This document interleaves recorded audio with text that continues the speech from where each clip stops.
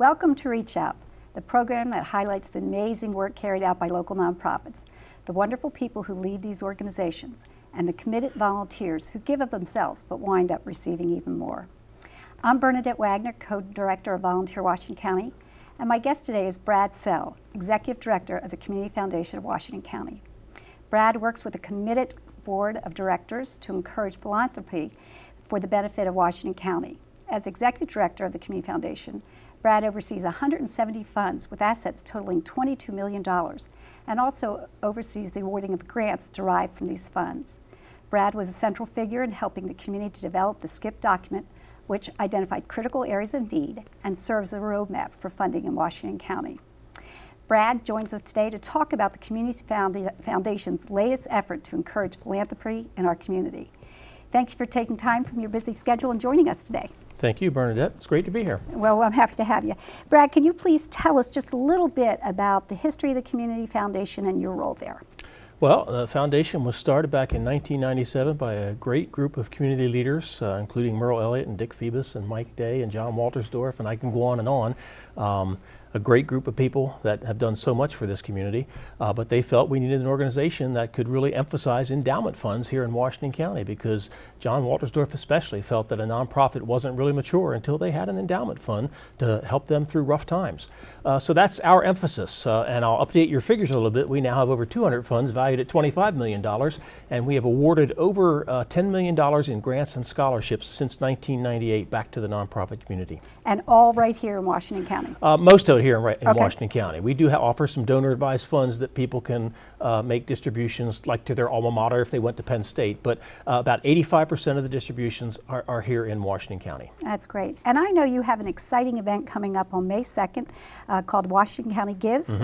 Would you be able to tell us a little bit about that? Well, yeah, and it really is outside the box for the Community Foundation, because again, our emphasis has always been on endowment funds and about the donors, but when our board met at a retreat back in September, the board wanted to know if there was something that we could do to help the nonprofit community because of the economic times that we've been through the last 4 or 5 years. And there was something that I was familiar with that other foundations had done across the country, and it's a 24-hour day of giving. So I made that proposal to our board, and they said, that's just a great idea. That's a way for us to help the nonprofit community, and we're the only ones that can do it. I mean, there's not really other organizations in Washington County that can pull this off, because everybody has a mission and their own programs to do. So this was something that worked for us, and we're real excited to try and implement this here in Washington County. And the process for this is each organization applied, and based on their budget paid a certain fee, but it's not something that the Community Foundation benefits from in any way, right? No, absolutely not. We're not making any money off this. We're not one of the eligible organizations to receive funds. In fact, you're giving money, right? Well, we are. We're offering a total of about $48,000 in prize money and matching incentive dollars for the nonprofits that participate. So that's a reason for them to get involved. And we're real pleased that we had 49 different organizations sign up to participate in this. And we've kind of unofficially set a goal of $300,000 to try and raise in one 24-hour period. Well, that's quite a goal, and I hope that our community members join in and participate. Now, Brad, can you tell us a little bit about what the certifications or the requirements that nonprofits had to meet in order to participate?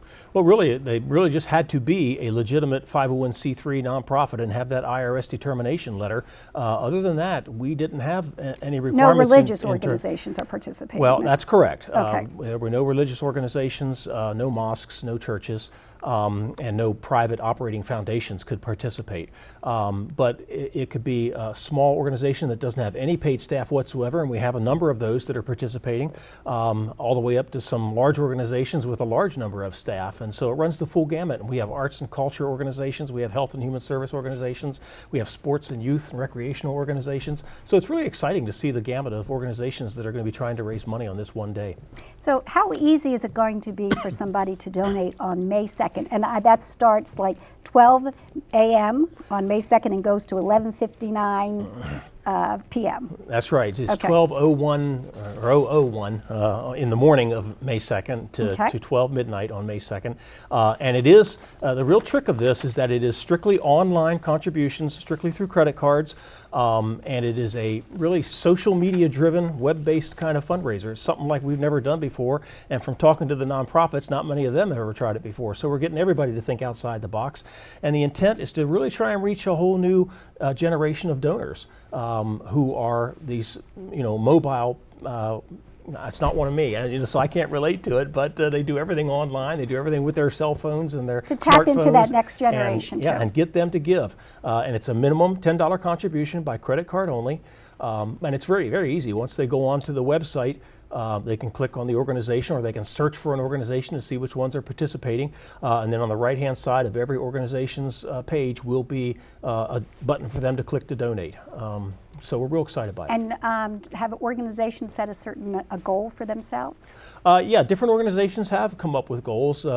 Again, because this is so new and no one's done it before, it's been hard for a lot of them to say, what is a goal? We have no idea. We've never tried this before. But we do have about 25% of the organizations have submitted specific goals to us that they are going to try and reach, and that helps them because it gives them some strategies that will be involved in trying to raise these dollars. And Volunteer Washington County, we haven't set a value dollar goal, but we have set a minimum of, we would hope to get a minimum of 250 different donors, and we actually have good. a local agent, State Farm agent Tom Bridenstine, who said he will give $5 for every person that donates up to $250. So Isn't that exciting? Yeah, so we are exciting, and I know that you have some corporate sponsors too. Is that correct? Yeah, Randy Thompson was a major sponsor, and we're using those corporate sponsors to help with the dollars that we're going to give away in matching dollars and prize money. Also, the Community Foundation's Hershey Family Fund is another major sponsor, along with the Community Foundation. Yeah, Volunteer Washington County has actually partnered with some other businesses who have provided incentive prizes, including Bella Salon and Spa, the Maryland Theater, Smith Fit, Jersey's Mike, Nail Palace, Gold's Gym, a Mary great. Kay consultant. So all of these groups, and South Point Fitness Center too, are looking to support and encourage people to give on that day. I'd like to thank Brad for joining us on today's show, and thank you, our viewing audience, for watching. I'm sure you have a better understanding of the important role the Community Foundation plays in supporting local charities. I also hope you feel inspired and empowered to log on to WashingtonCountyGives.org on May 2nd and support your favorite charity. Speaking as the Director of Volunteer Washington County itself, a nonprofit, regardless of the organization whom you choose to donate, your gift will be greatly appreciated and will make a huge difference in our community. Remember, take care of yourself and survive, take care of others and thrive. Think about it. See you next time.